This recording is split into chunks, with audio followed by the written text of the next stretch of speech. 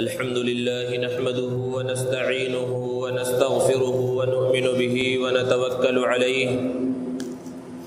ونعوذ بالله من شرور أنفسنا ومن سيئات أعمالنا من يهده الله فلا مضل له ومن يضلله فلا هادي له ونشهد أن لا إله إلا الله وحده لا شريك له ونشهد أن سيدنا ومولانا محمدا عبده ورسوله صلى الله تعالى عليه وعلى آله وأصحابه وبارك وسلم تسليما كثيرا أما بعد فقد قال الله تبارك وتعالى في القرآن المجيد والفرقان الحميد فأعوذ بالله من الشيطان الرجيم بسم الله الرحمن الرحيم سبحان الذي أسرى بعبده ليلا من المسجد الحرام إلى المسجد الأقصى الذي باركنا حوله لنريه من آياتنا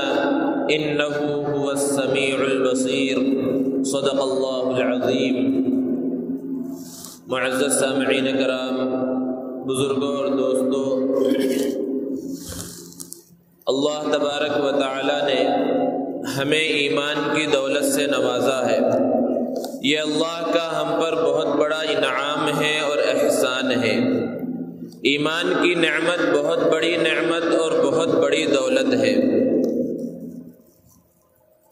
اور جو سچے مومن ہوتے ہیں، سچے ایمان والے ہوتے ہیں، اللہ تبارک و تعالی انہیں اس دنیا کے اندر آزمائشوں کے اندر مبتلا فرماتے ہیں، ان کا سخت امتحان لیتے ہیں۔ قرآن میں اللہ نے ارشاد فرمایا، احسب الناس ان يتركوا ان يقولوا آمنا وهم لا يفتنون، کہ کیا لوگ یہ گمان کرتے ہیں کہ صرف یہ کہہ لینے سے انہیں چھوڑ دیا جائے گا کہ بھئی ہم مسلمان ہیں اور انہیں آزمایا نہیں جائے گا؟ اللہ رب العزت نے دوسری جگہ پر ارشاد فرمایا، وَلَقَدْ فَتَنَّ الَّذِينَ مِن قَبْلِهِمْ، پہلے کے جتنے لوگ گزرے ہیں اور جنہوں نے بھی ایمان کا اور مجھ سے محبت کا دعویٰ کیا ہے، انہیں ہم نے سخت ترین آزمائشوں کے اندر مبتلا کیا ہے۔ حضرت اسماعیل اور حضرت ابراہیم علیہ السلام کے واقعات کو ہم بارہا سنتے ہیں کہ کتنے مقرب ہیں یہ دونوں باپ اور بیٹے، ایک خلیل اللہ ہے اور ایک ذبیح اللہ ہے، لیکن اللہ تبارک و تعالی نے کس طرح سخت امتحان ان کا لیا۔ جتنے انبیاء کرام علیہ السلام گزرے، اللہ تبارک و تعالی نے ان کا امتحان لیا، انہیں آزمائشوں کے اندر مبتلا کیا گیا۔ بعض انبیاء کرام علیہ السلام کو ان کی امت نے قتل کر ڈالا، اور بہتوں کے اوپر اس سخت انداز میں ظلم کیا گیا کہ آرے کے ذریعے ان کے بدن کو چیر دیا گیا، ان کے دو ٹکڑے کر دیے گئے۔ یہ حال انبیاء کرام علیہ السلام کا ہوا۔ سارے انبیاء میں جس طرح ہمارے اور آپ کے نبی سب سے زیادہ محبوب اور سب سے زیادہ مقرب اور سب سے زیادہ اعلیٰ اور ارفع اور اشرف ہیں، اسی طرح آپ کو جو تکلیفیں دی گئی وہ بھی سب سے زیادہ ہیں۔ اللہ کے رسول صلی اللہ علیہ وسلم نے ارشاد فرمایا کہ مجھے جتنا ڈرایا گیا کسی کو نہیں ڈرایا گیا، مجھے جتنا ستایا گیا کسی کو نہیں ستایا گیا۔ پیارے آقا صلی اللہ علیہ وسلم مسجد حرام میں کعبۃ اللہ کے سامنے نماز پڑھ رہے ہیں، اور ایک بدبخت اونٹ کی اوجڑی لا کر آپ صلی اللہ علیہ وسلم کے پشت مبارک پر رکھ دیتا ہے کہ اس کے وزن اور اس کی بوجھ کی وجہ سے اللہ کے رسول صلی اللہ علیہ وسلم اپنے مبارک سر کو نہیں اٹھا پاتے، کوئی سامنے نہیں آتا۔ سیدہ فاطمہ الزہرا رضی اللہ تعالی عنہا آتی ہے اور اللہ کے رسول صلی اللہ علیہ وسلم کے اوپر جو گندگی ڈالی گئی اس کو صاف کرتی ہیں۔ اللہ کے رسول صلی اللہ علیہ وسلم چادر اوڑھ کر راستے سے گزر رہے ہیں، اس چادر کو کھینچا جاتا ہے، آپ کے راستے میں کانٹے بچھائے جاتے ہیں۔ کس انداز میں اللہ کے رسول صلی اللہ علیہ وسلم پر ظلم نہیں کیا گیا۔ آپ صلی اللہ علیہ وسلم کی صاحبزادیوں کو طلاق دلوائی گئی۔ آپ صلی اللہ علیہ وسلم کی زوجہ محترمہ اور ہماری اور آپ کی روحانی ماں سیدہ عائشہ صدیقہ رضی اللہ تعالی عنہا پر الزام لگایا گیا۔ اللہ کے رسول صلی اللہ علیہ وسلم کو کیسی سخت تکلیف پہنچی۔ اللہ کے رسول صلی اللہ علیہ وسلم کو اپنے پیارے وطن مکہ المکرمہ کو چھوڑنا پڑا، کس وجہ سے؟ الذین اخرجوا من دیارہم بغیر حق الا ان یقولوا ربنا اللہ، صرف یہ کہنے کی وجہ سے ان کے گھروں سے نکالا گیا کہ وہ یہ کہتے تھے کہ بھئی ہمارا رب تو ایک ہے، ہمارا رب اللہ ہے۔ اور پھر صحابہ کرام رضوان اللہ تعالی علیہم اجمعین پر کیسے کیسے مظالم کے پہاڑ توڑے گئے۔ اللہ کے رسول صلی اللہ علیہ وسلم گزرتے اور دیکھتے کہ بلال پر کس طرح ظلم کیا جا رہا ہے، عمار پر کس طرح ظلم کیا جا رہا ہے، خبیب پر کس طرح ظلم کیا جا رہا ہے، یاسر پر کس طرح ظلم کیا جا رہا ہے، یہ سب اللہ کے رسول صلی اللہ علیہ وسلم دیکھتے۔ ذرا تصور کیجئے اللہ کے رسول صلی اللہ علیہ وسلم پر کیا بیتتی تھی۔ پورا زمانہ اللہ کے رسول صلی اللہ علیہ وسلم کا انہی آزمائشوں، انہی امتحانات اور انہی مظالم کے درمیان گزرا۔ اللہ کے رسول صلی اللہ علیہ وسلم پر مکہ کے اندر کعبۃ اللہ کے دامن میں مسجد حرام میں ظلم کے پہاڑ توڑے جا رہے ہیں، اور یہ ظلم کرنے والے یہی جان پہچان کے لوگ ہیں، مکہ والے ہیں، لیکن اللہ کے رسول صلی اللہ علیہ وسلم نے ان ظلم کے بدلے میں ظلم نہیں کیا، بدلہ تک نہیں لیا، اور اللہ کے رسول صلی اللہ علیہ وسلم نے ان کے بتوں کو، ان کے معبودوں کو بھی برا بھلا نہیں کہا۔ حالانکہ کعبۃ اللہ کے دامن میں خود بت رکھے ہوئے تھے، 360 بت رکھے ہوئے تھے، لیکن کبھی اللہ کے رسول صلی اللہ علیہ وسلم نے ان کی برائی نہیں کی۔ وجہ کیا ہے؟ قرآن نے بیان کیا وَلَا تَسُبُّوا الَّذِينَ يَدْعُونَ مِن دُونِ اللَّهِ فَيَسُبُّوا اللَّهَ عَدْوًا بِغَيْرِ عِلْمٍ، کہ یہ جو کافر ہیں اور اپنے باطل معبودوں کی عبادت کرتے ہیں، تم ان باطل معبودوں کو برا بھلا مت کہو، حالانکہ تم جانتے ہو ان کی کوئی حقیقت نہیں ہے، یہ ہر چیز کے محتاج ہیں، ان کو خود انسانوں نے بنایا ہے، اس کے باوجود تم انہیں برا بھلا مت کہو، انہیں گالی مت دو۔ اگر تم ان کے معبودوں کو برا بھلا کہو گے تو بدلے میں وہ تمہارے معبود کو برا بھلا کہیں گے۔ اور یہ حکم صرف اس زمانے میں صحابہ کرام رضوان اللہ تعالی علیہم اجمعین کے لیے نہیں تھا، بلکہ ہر زمانے کے لیے یہ حکم ہے، ہمارے لیے یہ حکم ہے کہ ہم کسی بھی مذہب کے ماننے والوں کو اور کسی بھی مذہب کے ماننے والوں کے جو معبودان باطلہ ہیں ان کو ہم برا بھلا نہ کہیں، حالانکہ ہم جانتے ہیں وہ باطل ہیں، وہ غلط ہیں، سب کچھ ہیں، لیکن کیوں نہ کہیں؟ ہم کہہ دیں گے انہیں کچھ نہیں ہوگا، لیکن بدلے میں وہ اللہ رب العزت کو برا بھلا کہیں گے، اسلام کے شاعر کو اور رسول کو وہ برا بھلا کہیں گے۔ اس سے بچنا ہے۔ مسلمان جذبات کے اندر آ جاتا ہے اور ایسی زبان جو ہے استعمال کرتا ہے، ایسے الفاظ استعمال کرتا ہے جس کے بہت غلط نتائج بعد میں ظاہر ہوتے ہیں۔ ان سب سے مسلمانوں کو بچنے کی ضرورت ہے۔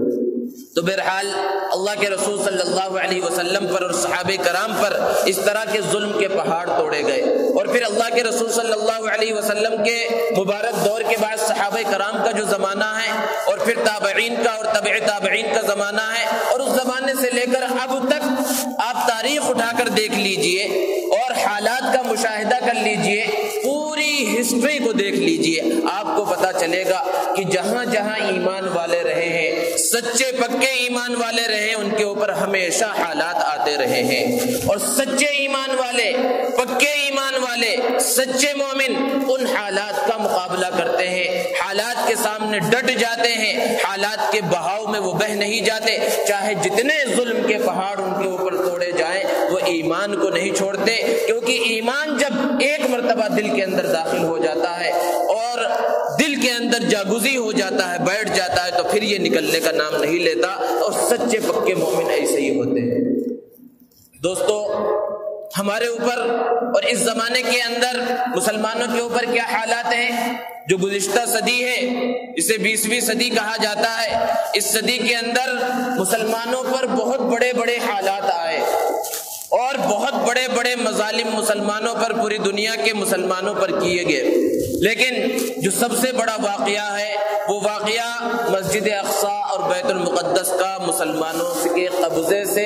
یہودیوں کے قبضے میں چلا جانا ہے۔ یہ سب سے بڑا واقعہ 20ویں صدی کا ہے، اور سب سے بڑا ظلم مسلمانوں کے اوپر ہے جو 20ویں صدی کا ہے۔ لیکن ہمارا حال یہ ہے کہ ہمارا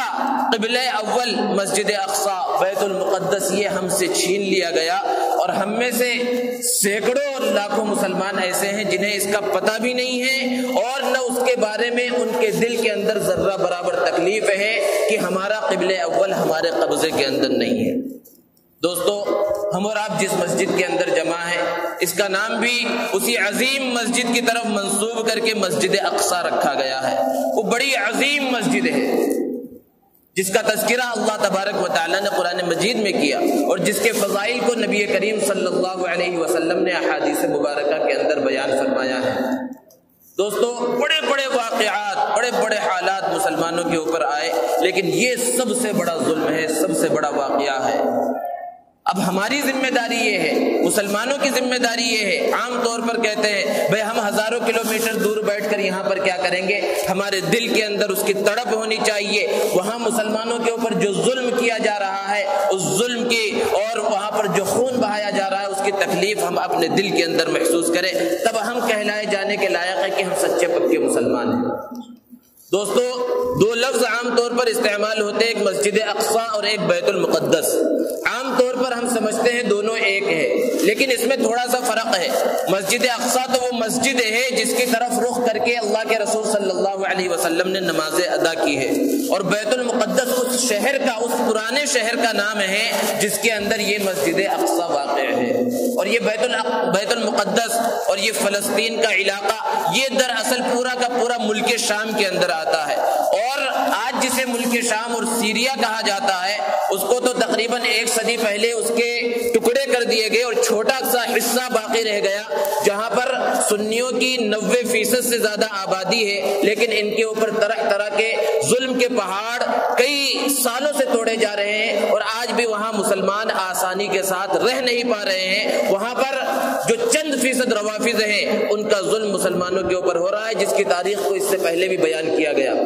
قرآن مجید میں اللہ تبارک و تعالیٰ نے جہاں جہاں ملک شام کا تذکرہ فرمایا، اور جگہ جگہ پر ملک شام کا تذکرہ آیا ہے، وہاں ملک شام سے صرف وہ ملک شام جسے آج سیریا کہا جاتا ہے وہ مراد نہیں ہے، بلکہ فلسطین تک کا علاقہ جہاں بیت المقدس مسجد اقصی واقع ہے وہ خود اس کے اندر داخل ہے۔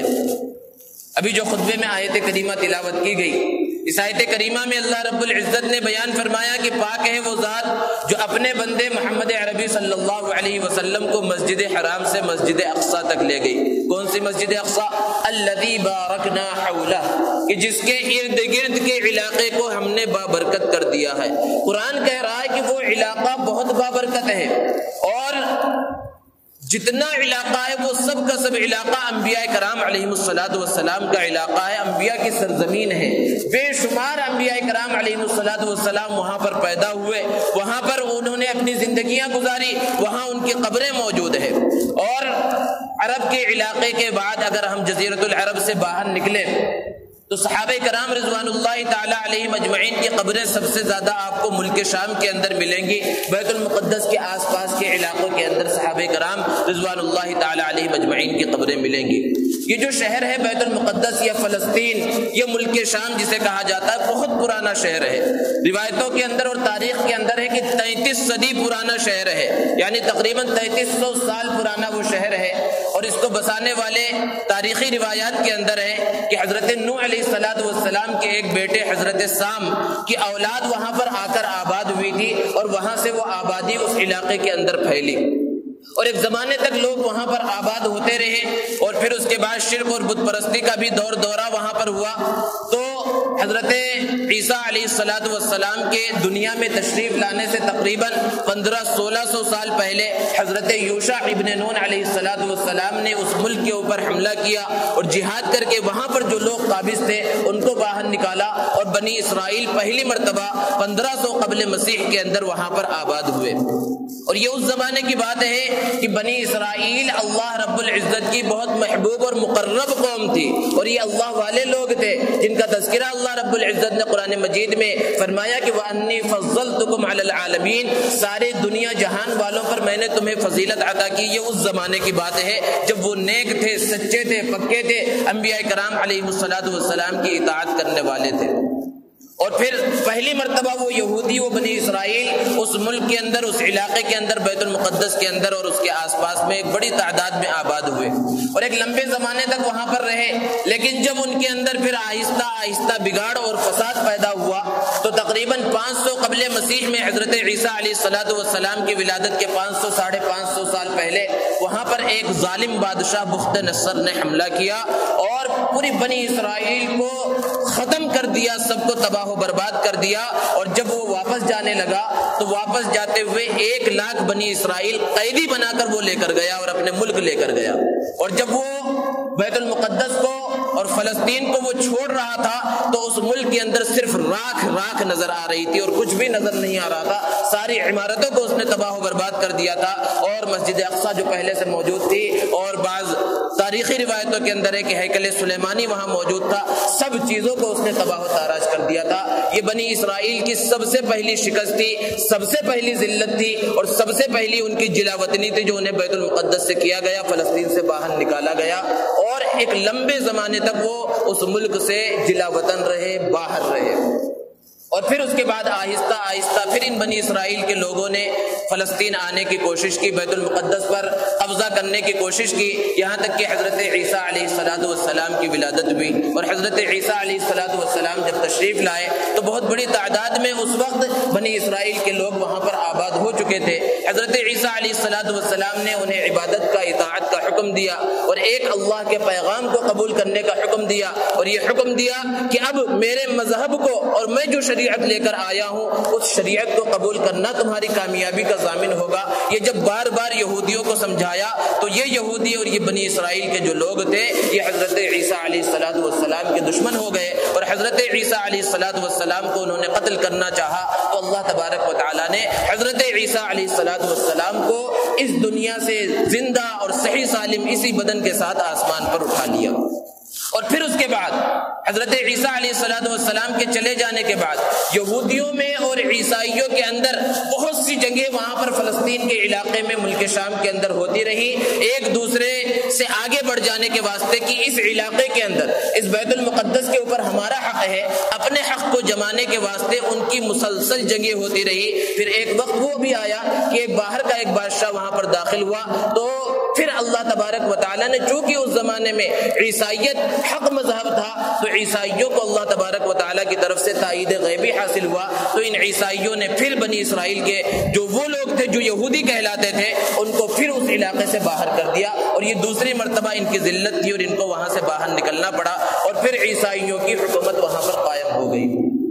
اور پھر اللہ کے رسول صلی اللہ علیہ وسلم کا مبارک دور آیا۔ اللہ کے رسول صلی اللہ علیہ وسلم جب تشریف لائے تو بیت المقدس کا علاقہ وہ عیسائیوں کے قبضے میں تھا۔ اللہ کے رسول صلی اللہ علیہ وسلم کے دنیا سے پردہ فرما جانے کے بعد سیدنا ابو بکر صدیق رضی اللہ تعالیٰ عنہ کا دور خلافت آیا، پھر اس کے بعد سیدنا عمر فاروق رضی اللہ تعالیٰ عنہ کا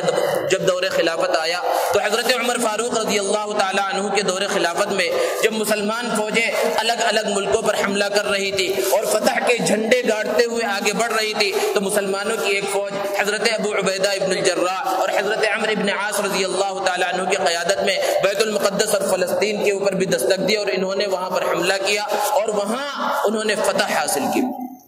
اور عیسائیوں کو شکست ہوئی، لیکن عیسائی اس فتح کو، مسلمانوں کی اس فتح کو قبول کرنے کے لیے تیار نہیں تھے، اپنی شکست کو ماننے کے لیے تیار نہیں تھے، اور مسلمان چاہتے تھے کہ یہاں خون خرابہ بالکل نہ ہو۔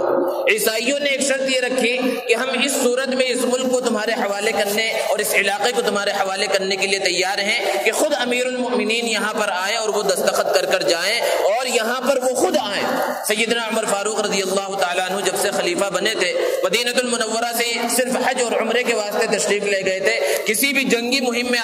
آپ نے شرکت نہیں فرمائی تھی، لیکن جب عیسائیوں کی طرف سے مطالبہ ہوا سیدنا عمر فاروق رضی اللہ تعالیٰ عنہ نے مدینہ المنورہ سے فلسطین کا بیت المقدس کا سفر کیا اور وہاں پر تشریف لائے حضرت عمر فاروق رضی اللہ تعالیٰ عنہ، اور وہاں فتح کے فرمان پر اپنے دستخط کیے، اور کسی کو بھی وہاں پر کسی پر ذرہ برابر نہ تکلیف پہنچائی گئی، نہ ظلم کیا گیا، نہ کسی کا مال و دولت وہاں لوٹا گیا، بلکہ جو فرمان سیدنا عمر فاروق رضی اللہ تعالی عنہ نے جاری کیا اس کے اندر یہ باتیں لکھی کہ عیسائیوں کی جتنی عبادت گاہ ہے ان عبادت گاہوں کو باقی رکھا جائے گا، ان کے جو چرچ ہیں، گرجا ہیں، ان کے اوپر کوئی ظلم و زیادتی نہیں کی جائے گی، اس کو توڑا نہیں جائے گا۔ بہت سے عیسائی وہاں موجود تھے، عیسائیوں نے سیدنا عمر فاروق رضی اللہ تعالی عنہ سے خواہش کی کہ آپ ہمارے گرجا کے اندر تشریف لائیے اور وہاں پر آ کر آپ نماز ادا کیجیے، ہمیں خوشی ہوگی۔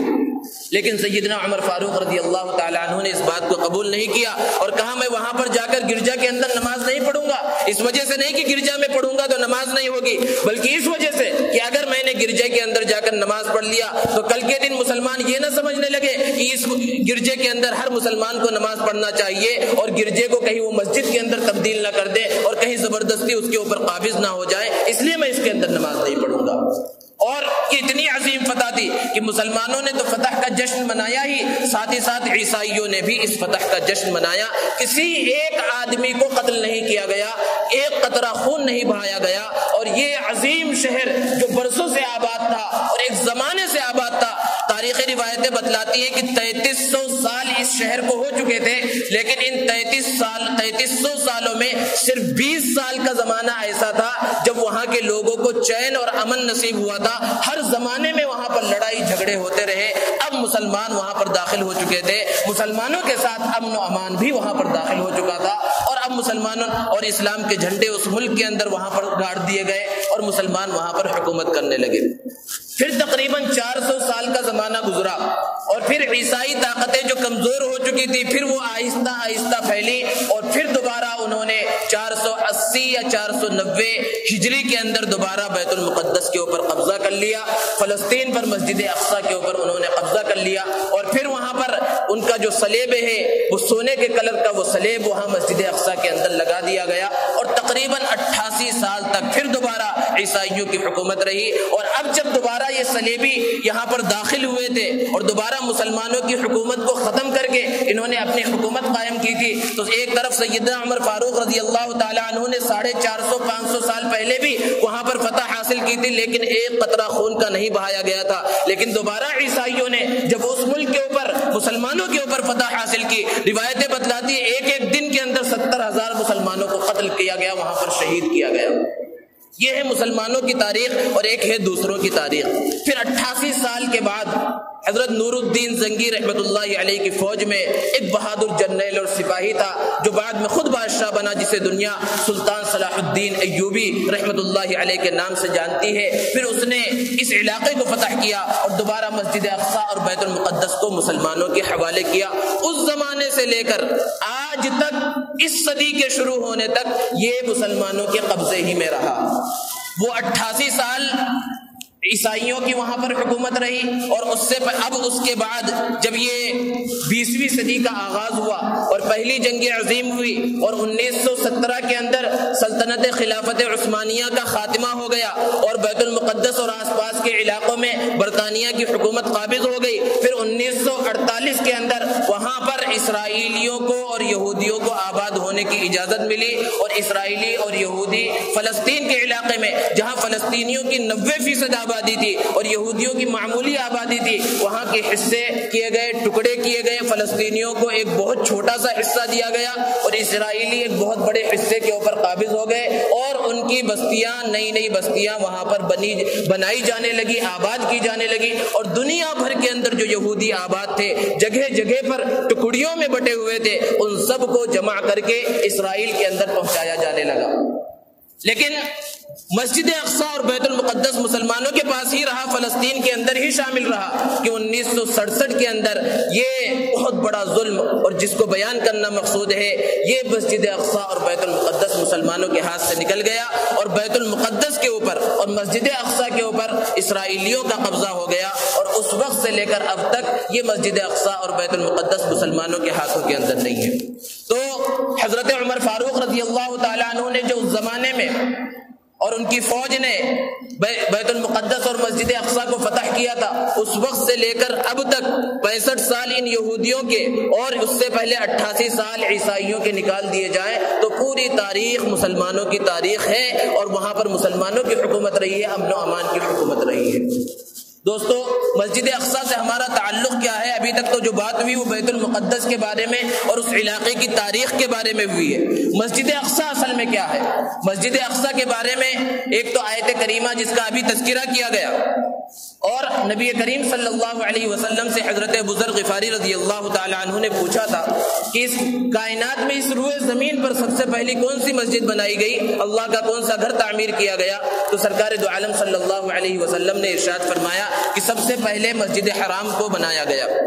اور پھر اس کے بعد انہوں نے سوال کیا پھر دوسری کون سی مسجد تعمیر کی گئی؟ تو اللہ کے رسول صلی اللہ علیہ وسلم نے ارشاد فرمایا کہ دوسری مسجد یہاں پر جو تعمیر کی گئی وہ مسجد اقصی ہے۔ پھر حضرت ابو ذر غفاری رضی اللہ تعالی عنہ نے سوال کیا کہ ان دونوں کی تعمیر میں کتنا فاصلہ ہے؟ اللہ کے رسول صلی اللہ علیہ وسلم نے ارشاد فرمایا کہ 40 سال کا فاصلہ ہے۔ اب پھر اس کے بعد تاریخی روایتیں مختلف ہیں کہ سب سے پہلے کعبۃ اللہ کی تعمیر کب ہوئی اور پھر مسجد اقصی کی پہلی تعمیر کب ہوئی ہے۔ روایتوں سے پتہ چلتا ہے کہ حضرت آدم علیہ السلام کو پیدا کرنے سے کئی سو سال پہلے فرشتوں نے سب سے پہلے مسجد حرام کی کعبۃ اللہ کی تعمیر کی، اور اس کے 40 سال کے بعد پھر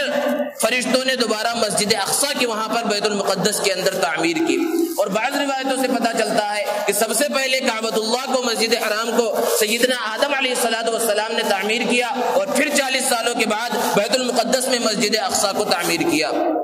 اور ایک روایت سے پتہ چلتا ہے جو عام روایت ہے قرآن مجید کے اندر اس کا تذکرہ ہے کہ کعبۃ اللہ کو مسجد حرام کو سیدنا ابراہیم علیہ السلام نے تعمیر کیا، اور پھر اس کے بعد حضرت سلیمان علیہ السلام نے مسجد اقصی کو تعمیر کیا۔ لیکن حضرت سلیمان علیہ السلام اور حضرت ابراہیم علیہ السلام کے درمیان تقریباً 3000 سال کا فاصلہ ہے۔ اگر اس بات کو صحیح مان لیا جائے تو پھر وہ روایت جو اللہ کے رسول صلی اللہ علیہ وسلم نے بیان فرمائی ہے وہ صحیح نہیں ہوتی۔ اس لیے علماء نے ان روایتوں کے درمیان تطبیق دی ہے کہ سب سے پہلے تو کعبۃ اللہ کو اور مسجد اقصی کو فرشتوں نے تعمیر کیا، اور پھر اس کے بعد اس کی تزئین اور اثر نو حضرت آدم علیہ السلام نے کیا، پھر اس کے بعد حضرت ابراہیم علیہ السلام نے کیا، اور پھر اس کے بعد ان کے بیٹے حضرت یعقوب علیہ السلام نے 40 سالوں کے بعد مسجد اقصی کی تعمیر کی۔ اور جہاں حضرت سلیمان علیہ السلام کی تعمیر کرنے کا تذکرہ قرآن مجید کے اندر موجود ہے تو وہ مسجد ختم ہو چکی تھی اور پرانی اور پوسیدہ ہو چکی تھی، تو حضرت سلیمان علیہ السلام نے دوبارہ بعض جنات کی مدد سے دوبارہ اس کی تعمیر فرمائی۔ یہ مسجد اقصی کی تاریخ ہے۔ اللہ کے رسول صلی اللہ علیہ وسلم جب تک مکہ المکرمہ میں رہے تو کعبۃ اللہ کی طرف رخ کر کے نماز پڑھتے تھے، اور کعبۃ اللہ کے اس رخ پر کھڑے ہوتے تھے کہ بیت المقدس کا بھی رخ ہو جاتا تھا، یعنی گویا کہ ساتھ ہی ساتھ آپ صلی اللہ علیہ وسلم کعبۃ اللہ کی طرف بھی رخ کرتے تھے اور مسجد اقصی کی طرف بھی رخ کرتے تھے۔ لیکن جب اللہ کے رسول صلی اللہ علیہ وسلم ہجرت کر کے مدینہ المنورہ تشریف لے گئے تو یہودیوں کی دلجوئی کے واسطے کہ یہ اسلام کے قریب آ جائیں، اللہ کے رسول صلی اللہ علیہ وسلم نے 16-17 مہینے مسجد اقصی کی طرف بیت المقدس کی طرف رخ کر کے نماز ادا کی، لیکن یہ یہودی ماننے والے نہیں تھے، تو اللہ کی طرف سے تحویل قبلہ کا حکم نازل ہوا کہ اب یہودی اور ان کا مسلک، ان کا مذہب سب کچھ ختم ہو چکا ہے، اب صرف اسلام کا بول بالا رہے گا۔ اور آج جو ان کی کوشش ہے کہ کسی بھی طرح مسجد اقصی کو بیت المقدس کو ختم کر دیا جائے اور وہاں ہیکل سلیمانی کو تعمیر کیا جائے۔ ہیکل سلیمانی ان کے کہنے کے مطابق کہ پہلے وہاں حضرت سلیمان علیہ السلام نے ایک عبادت گاہ وہاں پر بنائی تھی جسے ہیکل سلیمانی کہا جاتا ہے، اور یہ یہودیوں کی عبادت گاہ تھی، اس کو توڑ کر مسلمانوں نے وہاں پر مسجد اقصی کی تعمیر کی ہے، لہذا اصل ہیکل سلیمانی ہے، ہماری ذمہ داری ہے۔ یہودی یہ کہتے ہیں کہ ہم اس مسجد اقصی کو توڑ کر ختم کر کے دوبارہ ہیکل سلیمانی بنائیں، اور اس بیت المقدس اور مسجد اقصی کا جتنا علاقہ ہے جو کئی ایکڑ کے اوپر مشتمل ہے، اس علاقے کو وہ اپنی راجدھانی بنانا چاہتے ہیں۔ ابھی تو ان کی راجدھانی تل ابیب ہے، لیکن وہ چاہتے ہیں کہ بیت المقدس کا جو علاقہ ہے، اس علاقے سے جو اسلامی نشانیاں ہیں اور مسلمانوں کے ساتھ جو اس کی وابستگی ہے، اس کو بالکل سے ختم کر دیا جائے اور وہاں پر ہیکل سلیمانی کو تعمیر کیا جائے۔ اور اس کے لیے آس پاس کے مسلم ملکوں کے اندر وہ اختلافات کو ڈال رہے ہیں، لڑائی جھگڑے کو ڈال رہے ہیں۔ اب مسلمان حکمرانوں کا اور عرب ملکوں کا حال یہ ہے کہ وہ اسرائیل کی طرف کیا نظر کرتے، اس سے کیا مقابلہ کرتے، اس سے کیا مسجد اقصی کے بارے میں بات چیت کرتے کہ وہ دوبارہ مسلمانوں کے حوالے کیا جائے۔ آپس میں ایک دوسرے سے لڑائیاں کر رہے ہیں، ایک دوسرے کو دہشت گرد ثابت کیا جا رہا ہے۔ یہ مسلمانوں کا حال ہے۔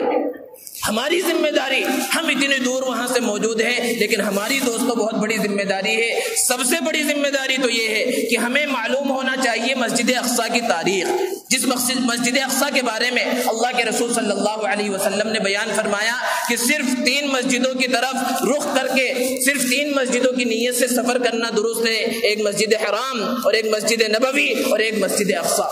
اور اگر کوئی نظر مانے کسی چیز کی کہ میرا فلاں کام ہو گیا تو میں فلاں جگہ پر جاؤں گا، کہیں پر نظر ماننا صحیح نہیں، لیکن مسجد اقصیٰ،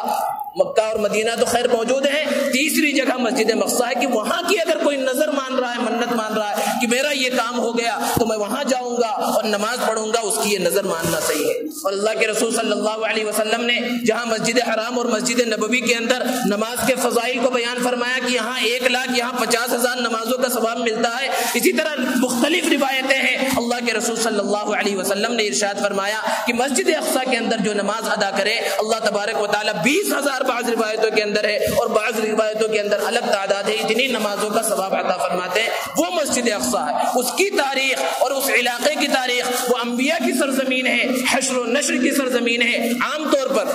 جو تصویریں ہمارے سامنے مسجد اقصیٰ کی آتی ہے اور جسے ہم بیت المقدس اور مسجد اقصیٰ سمجھتے ہیں، جو سنہرے کلر کا گنبد ہوتا ہے، وہ مسجد اقصیٰ نہیں ہے، وہ قبۃ الصخرہ ہے۔ ایک چٹان کے اوپر اموی بادشاہوں نے وہ قبہ، اور بہت بڑا خوبصورت قبہ ہے، اس کو بنایا ہے، اور اس کی بھی ایک تاریخ ہے جس کی نسبت مسلمانوں کے ساتھ ہے۔ بعض روایتوں کے اندر ہے کہ جب قیامت قائم ہوگی، حضرت اسرافیل علیہ السلام اسی قبے کے اوپر، وہاں جو چٹان ہے اسی کے اوپر کھڑے ہو کر سور پھونکیں گے۔ تو مسجد اقصیٰ کی دوسری تصویریں ہیں جو عام طور پر یہاں پر رائج نہیں ہے، اصل مسجد اقصیٰ وہ دوسری ہے، اور یہ جو تصویروں میں نظر آتا ہے یہ قبۃ الصخرہ ہے جو بیت المقدس کے اندر واقع ہے۔ اللہ تبارک و تعالیٰ سے دعا ہے کہ اللہ تبارک و تعالیٰ یہ مسجد اقصیٰ جو مسلمانوں کا قبلہ اول ہے اور جس کی نسبت اللہ کے رسول صلی اللہ علیہ وسلم سے ہے، اور جہاں اللہ کے رسول صلی اللہ علیہ وسلم معراج کے سفر میں تشریف لے کر گئے، جہاں سارے انبیاء کرام کی امامت فرمائی اور جہاں سے آپ کا مبارک سفر معراج شروع ہوا، اس مسجد اقصیٰ کو دوبارہ مسلمانوں کے حوالے فرمائے۔ اور گزشتہ 15 دنوں سے اب تک نمازیں ہو رہی تھی، جمعہ کی نماز ہو رہی تھی، عیدین کی نماز ہو رہی تھی، عام نمازیں بھی مسلمان مسجد اقصیٰ میں جا کر ادا کرتے تھے، لیکن آج سے 15 دن پہلے وہاں پر نمازوں کے اوپر پابندی لگا دی گئی، سارے دروازے اس کے بند کر دیے گئے۔ لیکن آج کے اخبارات کے اندر یہ خبر ہے کہ آج کی جمعہ کی نماز پڑھنے کی وہاں اجازت ملی ہے مسلمانوں کو۔ ان 15 دنوں کے اندر آپ نیوز میں دیکھیں، اخبارات میں دیکھیں کہ کتنا مسلمانوں پر ظلم کیا گیا، وہ کیسے بھی مسلمان ہیں لیکن اس مسجد اقصیٰ اور بیت المقدس کے واسطے قربانیاں دے رہے ہیں۔ ان اسرائیلی فوجیوں کے سامنے، ان کے ٹینک کو، ان کی بندوقوں کے سامنے آ کر چھوٹے چھوٹے بچے کھڑے ہو جا رہے ہیں۔ اللہ تبارک و تعالیٰ سے دعا ہے کہ اللہ تبارک و تعالیٰ ان مظلومین کی مدد فرمائے اور قبلہ اول کو مسلمانوں کے حوالے فرمائے، کوئی سلطان صلاح الدین ایوبی دوبارہ بھیج دے۔ اللہ تبارک و تعالیٰ ہمیں عمل کی توفیق عطا فرمائے۔ وما علینا الا البلاغ۔